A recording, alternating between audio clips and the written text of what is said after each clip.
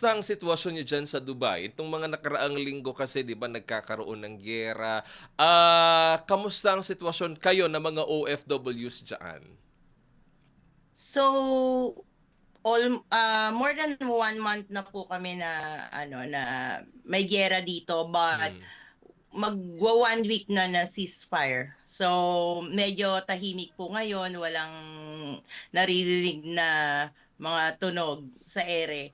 So, everyday parang paranoid na ako kasi pag makarinig lang ako ng tunog talagang ninenervyos ako. Pero sabi ko nga po, malakas ang defense mechanism ng UAE. So, ah, panatag naman po yung loob namin.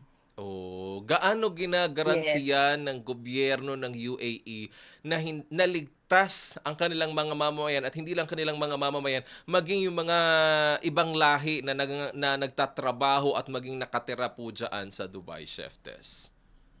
So, ang guarantee naman po ng UAE government sa mga expats is inaako nila na Emirati din kami. Oh, So, UAE resident din kami. Talagang binibigay nila yung 101% nila sa safety namin, sa security.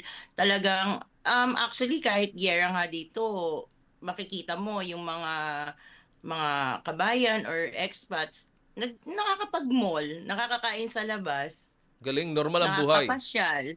Yes.